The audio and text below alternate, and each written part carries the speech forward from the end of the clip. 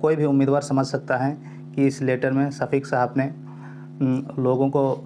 सिर्फ बरगलाने की कोशिश की है और लोगों को सिर्फ धोखा देने की कोशिश की है, क्योंकि इतना बड़ा झूठ कभी भी चीफ सेक्रेटरी को नहीं बता सकते हैं कि ये रिजल्ट सिर्फ केस की वजह से रुका हुआ है, ना कि एनसीएल और ईडब्ल्यूएस की वजह से। सहायक उर्दू अनुवादक के जितने भी उम्मीदवार हैं, सभी को ये चीज़ जानने की ज़रूरत है कि आखिर उनके रिज़ल्ट में ताख़ीर क्यों हो रही है, आखिर केस में क्या चल रहा है। ये वीडियो खास करके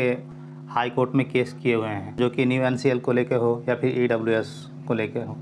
जिन लोगों के माध्यम से उन लोगों ने केस करवाया है, तो आखिर उस केस में चल क्या रहा है, ये चीज़ें जानने की ज़रूरत है। आज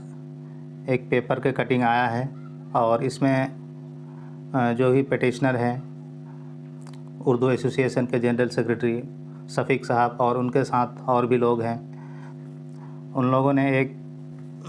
लोगों ने दावा किया है कि उन लोगों ने एक लेटर आमिर सुबहानी यानी जो बिहार के चीफ सेक्रेटरी हैं उनके पास भेजा है। तो आइए हम लोग देखते हैं कि इस लेटर में उन लोगों ने क्या लिखा है, या फिर जो उम्मीदवार है उनके साथ कोई छलावा कर रहा है या फिर उनके साथ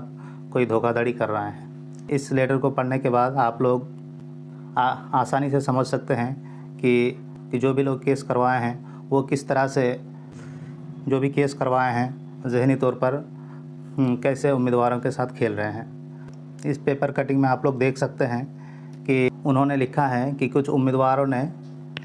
बुधवार को बिहार के चीफ सेक्रेटरी आमिर सुबहानी साहब को एक खत भेजकर ये मुतालबा किया है कि जो भी उम्मीदवार के सर्टिफिकेट सही हैं और उनके शराइत को पूरी कर रहे हैं, उनका रिज़ल्ट जारी किया जाए और उन लोगों को ज्वाइनिंग लेटर दिया जाए। लेकिन ऐसा बिल्कुल भी पॉसिबल नहीं है, क्योंकि जब तक केस सॉल्व नहीं होगा रिज़ल्ट जारी हो ही नहीं सकता है। ये सिर्फ लोगों को बेवकूफ़ बनाने के लिए ये सब, मुझे तो नहीं लगता कि ये लेटर सेक्रेटरी साहब को भेजे हैं, क्योंकि इस लेटर में उसने कहीं भी ये जिक्र नहीं किया है। इस लेटर में उन्होंने कहा है कि जो न्यू एनसीएल लोग जमा किए हैं और न्यू ईडब्ल्यूएस सर्टिफिकेट जमा किए हैं, इनके वजह से रिज़ल्ट को रोका गया है। लेकिन क्या आप लोग को नहीं पता है कि रिज़ल्ट क्यों रोका गया है? रिज़ल्ट इसके वजह से बिल्कुल नहीं रोका गया है। रिज़ल्ट रोका गया है सिर्फ आपके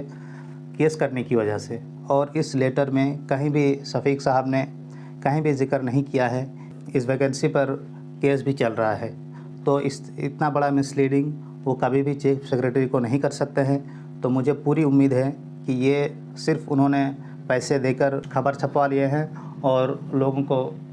और इधर उधर फॉरवर्ड कर रहे हैं, जिससे लोगों को लगे कि शफीक साहब हमारे लिए काम कर रहे हैं। लेकिन मैं आपको बता देना चाहता हूँ कि शफीक साहब सिर्फ़ और सिर्फ आप लोगों के साथ छलावा कर रहा है। जो ये लेटर लिखा है, इस लेटर को पढ़ने के बाद मैं खासकर जो उम्मीदवार पिटिशनर बने हैं उनको ये कहना चाहूँगा, जैसे 2014 में नीतीश सरकार ने आदेश जारी करके 2014 का ओबीसी सर्टिफिकेट बनवाया था, उस तरह से अगर आप लोग मुतालबा करते सरकार से तो हो सकता था कि सरकार आदेश दे देते और पुराने एनसीएल बनवा के दे देते। लेकिन जब आप कोर्ट चले गए हैं, तो जब तक कोर्ट का फ़ैसला नहीं आता है तब तक ना ही मुख्यमंत्री, ना ही चीफ सेक्रेटरी और ना ही कोई अदर तेजस्वी प्रसाद, यानी आपको कोई भी इंसान इस चीज़ में दखल नहीं दे सकता है, क्योंकि आप सभी को पता है कि कोर्ट एक इंडिपेंडेंट बॉडी है और उसमें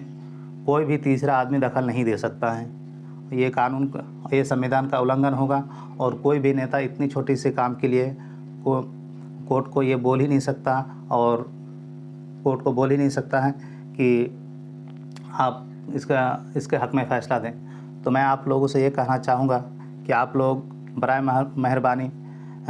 इन लोगों के चाल को समझिए और आप अपना केस या तो शफीक साहब को बोलिए कि या तो केस आप लोग सही से लड़िए और जीतिए, ये हम लोगों को भी ख्वाहिश है। लेकिन अगर आप लोग केस नहीं लड़ सकते हैं तो इस तरह से वैकेंसी को लटका के ना तो आपका फ़ायदा होने वाला है और ना ही और भी जो उम्मीदवार हैं उनका फ़ायदा होने वाला है। बल्कि अगर 2024 का इलेक्शन आ जाता है और अगर नीतीश सरकार नहीं जीतती है तो हो सकता है कि ये वैकेंसी रद्द कर दी जाएगी। और ये श्योर है कि अगर 2024 में नीतीश सरकार हार जाती है तो ये वैकेंसी रद्द होना तय ही है। तो आप लोगों से गुजारिश है कि आप लोग थोड़ा सा सोचिए और सोच समझ के इस पर फैसला कीजिए, क्योंकि जब तक केस है तब तक किसी का ज्वाइनिंग नहीं हो सकता। ये सब फर्जी बातें लिख रहे हैं कि इनका लिस्ट जारी कर दिया जाए, उनका लिस्ट जारी कर दिया जाए, ऐसा होता ही नहीं है। जब भी लिस्ट जारी होता है सभी उम्मीदवारों का एक साथ होता है, क्योंकि मेरिट जो है सभी स्टूडेंट से मिल के बनता है, किसी 2-4 स्टूडेंट से मेरिट नहीं बनता है।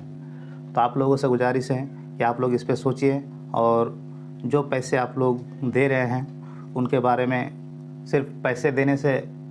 आप लोग पैसे दे रहे हैं तो उस पैसे, वो पैसा कहाँ जा रहा है, किस चीज़ के लिए यूज़ हो रहा है, क्या आपके लिए वो पैसा, आपके काम के लिए वो पैसा यूज़ हो रहा है कि वो पैसा कोई डकार रहा है या कोई पैसा उसको खा के बैठ जा रहा है। इस चीज़ को समझने की ज़रूरत है और आई होप कि आप लोग इस चीज़ को समझेंगे। जितनी जल्दी ये चीज़ें समझ जाएंगे उतनी ही जल्दी आप लोगों को इसमें कामयाबी नज़र आएगी।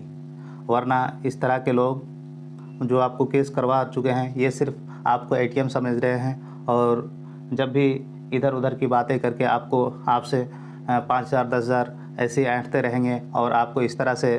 2,000 रुपये पेपर वालों को देकर इस तरह से पेपर में बातें छपवा कर आपको तसल्ली दिलाते रहेंगे। तो ज़्यादा बातें ना करते हुए मैं आप लोगों को यही कहना चाहूँगा कि आप लोग जो भी पैसा दे रहे हैं उस पैसे का कहाँ यूज़ हो रहा है ये चीज़ें आप लोग ज़रूर समझिए, क्योंकि मैंने जितने भी पोस्ट देखे हैं शफीक साहब के वो एकदम से रिलेवेंट नहीं है। क्योंकि जब चीज़ें कोर्ट में है तो आप बिहार से चीफ सेक्रेटरी को ही लेटर लिख के क्या करेंगे, या फिर और भी जो संस्थान है उसको आप लेटर लिख के क्या करेंगे, वो क्या ही कर पाएंगे, क्योंकि कोर्ट एक इंडिपेंडेंट बॉडी है, उसमें कोई भी हस्तक्षेप नहीं कर सकता है।